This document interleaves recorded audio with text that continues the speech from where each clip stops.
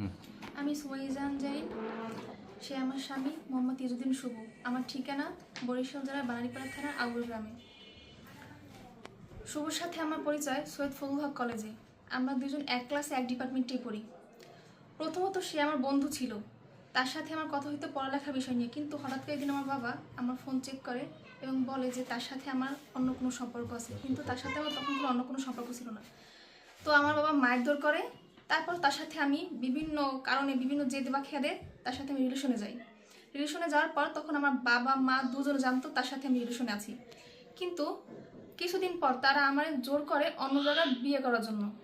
তখন আমি বাধ্য হইয়া শুভর সাথে নটারি করি। নটারি করার পর তার বাসায় আসার পর আমাকে সেই পাত্রপক্ষের কাছে দেখায়।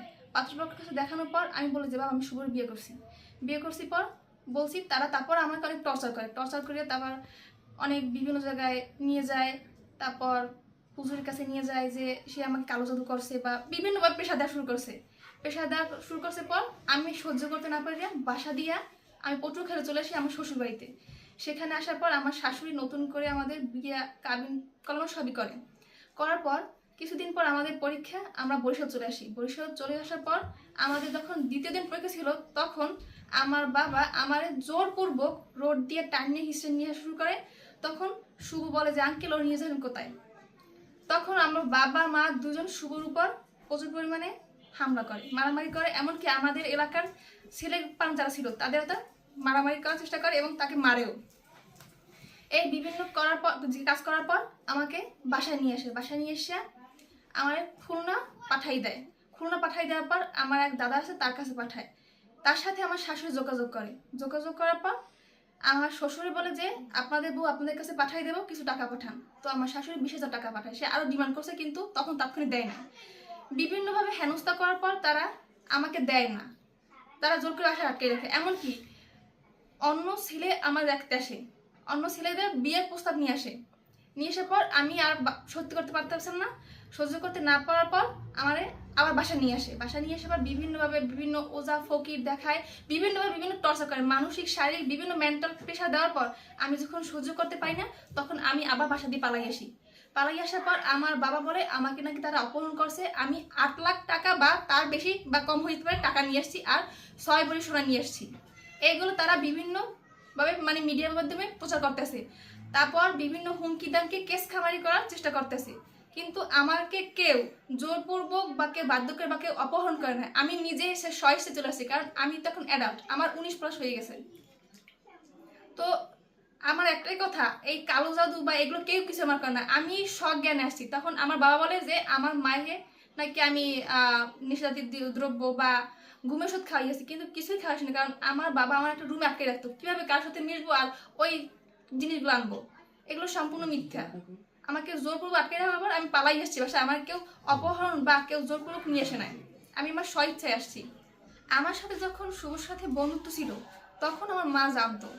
এমনকি যখন ওই বাবাই আমাকে টর্চার করছে, তারপর যে রিলেশনে যা থাকি, তখন আমার মা জানতো। আমার মা আমার বাবার সাথে এগুলো শেয়ার করতো। এমনকি শুভর সাথে কথা বলে, শুভ যেহেতু বেকার, শুভ চাকরির জন্য আমার এক মামার সাথে কথা পর্যন্ত বলছে, টাকা বা যাই লাগুক আমার মা ম্যানেজ করবে এগুলো বলছে। আমার বাবা সে তার সাথে সব শেয়ার করতো, আমার বাবা এগুলো সব ম্যানেজ করতো। কিন্তু সব কিছু জানার পর বাবা মা, আমি জানি যে তারা আমাকে জন্ম দিয়েছে, তাদের কিছু ইচ্ছা, কিন্তু আমি তো সন্তান, আমার তো কিছু ইচ্ছা আছে, আমার তো ভালো লাগতেই পারে কাউকে। কিন্তু তার মানে এই না যে তারা আমাকে জোরপূর্বক নিয়ে আসছে।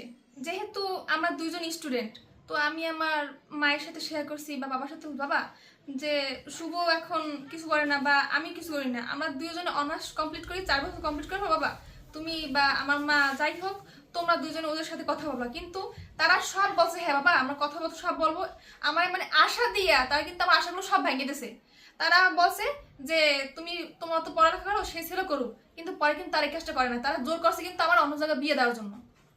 তারা যে মানবে না সেটা কিন্তু আগে বললেই পারতো, তাহলে কিন্তু আমার তার প্রতি এত আগ্রহ বা ইচ্ছা কিছু বাড়তো না, তাকে বাড়তো না। কিন্তু তারা বলছে যে দেবে, কিন্তু বললেও যে এরকম যে নাসিকে গেল কেন গেল আমি তা জানি না। আমরা যখন বরিশাল পরীক্ষা দিয়েছি 25 সালের আগস্ট মাসের 28 তারিখে, ওই দিনকে আমার সাথে কিছু সোনা গয়না ছিল। এক ভরি একটা চেন ছিল, হাতে 2টা আংটি ছিল, কানে কানে দুল ছিল, নাকে নাকে দুল ছিল, ওইগুলা আমার সাথে ছিল। তো আমাকে তারা জোরপূর্বক নিয়ে গেছে, নিয়ে যাইয়া ওইগুলো সব খুলছে, খুলে তারা নিজের জায়গায় রেখে দিছে। তারপর বলতেছে আমি নাকি ওই আমার বাবার বাড়ি দিয়ে আমি সোনা গয়না নিয়ে এসেছি, কিন্তু তারা তো আমার তো রাখিয়ে দিছে। আমি তো কিছুই নিয়ে আসতে পারি না, আমি তো শুধু খালি মানুষ চলে এসেছি। আমার স্বামীর গলায় আমার চেন দেয়, তারপর কানের দুল দেয়, আংটি দেয়, নাকেরটা দেয়, ওগুলো সব তারা রাখিয়ে দেয়। রাখিয়ে দিয়ে বলে যে তুমি এগুলো কিছুই আনো নাই। আমার কথা বলছে, যদি তোমাকে কেউ জিজ্ঞাসা করবো আমি কিছু আনি নাই, তারা ভুয়ো কথা বলছে, তারা মিথ্যে কথা বলতেছে। আমি যখন পরীক্ষা দিতে আসি তখন তো তারা জোরপূর্বক নিয়ে যায়। দ্বিতীয়বার পরীক্ষা দেশে আসার পর ওইখান থেকে নিয়ে যাই আমার প্রায় 2 মাসের মতো বিভিন্ন আত্মীয় স্বজনের মধ্যে আটকে রাখে এবং বিভিন্নভাবে টর্চার করে, যে তাকে যেন আমি ভুলে যাই, তাকে যেন তার থেকে আমার দূরে রাখতে পারে, এমনকি মারার হুমকি পর্যন্ত দেয় তাকে। ওকে দিয়ে আমাকে আলাদা করার জন্য আমার খালাতো ভাই মারুক, সে পটুয়াখালী জেলখানা চাকরি করে। তো সে বলছে যে ওর আজ পাই বা কাল পাই ওর হাতে গাঁজা দিয়ে দেবো, কারণ আমরা জেলখানাতে চাকরি, আমাদের অ্যাভেলেবেল গাঁজা থাকে। ওইটারও দাঁড়িয়ে বলবো যে ও গাঁজা বেসাইছে, তখন আমি দাঁড়িয়ে দিছি। ও বলছে যে আজকে পাই বা কালকে পাই, একদিন পাইলে মানে বিভিন্নভাবে ওরা হেনস্থা করতেছে। তো বলতেছে যে গাঁজা পাইলে দাঁড়াই দেবো, আর বলবো গাঁজা বেসাইছে, তারপর টর্চা যাত্রা লাভ করবো। আমাকে বিভিন্ন তাবিজ তোমার এমনকি ডাকা যাইয়া আংটি পর্যন্ত আনছে, অষ্টদর আংটি, তারপর বিভিন্ন তাবিজ, এই হিন্দু বাড়ি যাই, মানে বিভিন্ন, মানে এমন পরিমাণ মেন্টালি প্রেশার দিয়েছে, আমি মানসিক রোগী দিতেছি। আমি আমাদের শ্বাসটা নেই, তেমন নিঃশ্বাস নিতে পর্যন্ত কষ্ট হয়েছে। এই কারণে বিভিন্ন কষ্ট সহ্য করতে না পারে, যেহেতু আমার রুহটা বাঁচানো লাগবে, আমি সহ্য করতে না পারি আবার চলে এসেছি।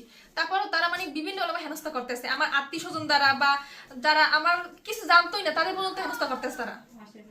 পাশের বাড়ি, তারপর কল দিয়ে ধুমকি দেয়, মানে বিভিন্নভাবে হেনস্থা করতেছে। আমি চাইতেছি না যে তারা আমার এই হেনস্থাটা করুক, কারণ আমি তো অ্যাডাল্ট, আমি তো কোনো ছোট বাচ্চা না যে আমার একটা ফিটে দিয়ে বলবে যে তুমি বাবা তুমি বসো। আমি তো কোনো ছোট বাচ্চা না, আমি তো অ্যাডাল্ট, আমার তো কেউ শিখাই দিতেছে না বা কিছু না। যেহেতু একটা নারীর জীবনে বিয়ে একবারই হয়, তার বেশি তো হয় না। আমি চাই এত জ্ঞানজাম এত যা হয়েছে মানলাম, তারপর আমি শুরুর কাছে থাকতে চাই, আমি অন্য কোনো জায়গা থাকতে চাই না। তারা তো আমার জোর করতেছে না, বাধ্য করতেছে না, তারা তো আমার ঠিক মতোই রাখতেছে। কিন্তু এই যে আমার বাবা মা যা করতেছে, আমার নিয়ে 2বার ছেলে দেখাইছে বা বিভিন্ন পাত্রপক্ষ দ্বারা আমার মানে প্রস্তাব দেওয়া হয়েছে, আমি চাই না যে অন্য কোনো কেউ আমার জীবন আসুক, আমি চাই শুভই আমার জীবন শুধু থাক, আমার বাবা মার সাথে থাকতে। কারণ কোন মেয়ে না চায় তার বাবা মার সাথে থাকতে বলেন? সবাই তো চায়, কিন্তু আমার বাবা মাই হয়তো চায় না যে আমি তাদের সন্তান হিসেবে তাদের কাছে থাকি। আমি আমার শ্বশুর বাড়ির লোকজন নিয়ে থাকতে চাই, আমার বাবা মায়ের লোকজন নিয়ে থাকতে, কিন্তু হয়তো বা আমার কপাল সেটা নাই। কারণ একটা মেয়ের আবদার থাকে বাবার বাড়ির প্রতিও শ্বশুর বাড়ির প্রতিও, কিন্তু আমার মনে হয় কপাল সেটা নাই। কারণ আমার বাবা চায় না তাদের সাথে আমি মানে সমতায় আসি বা মিলেমিশে থাকি, কিন্তু আমি তো চাই সন্তান হিসাবে আমার বাবার বাড়ি থাকুক, আমার শ্বশুর বাড়ি থাকুক, কিন্তু আমার বাবা মনে হয় চায় না। কিন্তু আমার একটাই আবদার, বাবা তুমি আমাদেরকে মেনে নাও। তারা যদি আর নেক্সট টাইম কোনো হুমকি দামকি না দেয়, তাহলে কিন্তু আমি প্রশাসনের আওতায় যাবো আর যে কোনো জিনিস করার চেষ্টা করব, তাতে যা হোক। এই পর্যন্ত আমাদের মধ্যে দুজনের সম্পর্কের মধ্যে যা কিছু হয়েছে তার সবকিছুই ওর বাবা মা, এমনকি ওর খালামণি তারাও জানে সবকিছু, এবং তারা জানার পরও তারা বিভিন্নভাবে হেনস্থা বা আমাদের মামলা, বিভিন্ন হুমকি দামকি, এমনকি সাধারণ যারা আছেন তাদেরকেও তারা হয়রানি করার চেষ্টা করেছে। আমি সকলের কাছে সাহায্য কামনা করতেছি যে তারা যাতে এইগুলো কাজ আর সামনে না করে, এবং কি একটা মীমাংসার মাধ্যমে আসে এবং সকলে এইসব ঝামেলা থেকে মুক্তি পায়। এটি আমার সকলের কাছে কাম্য।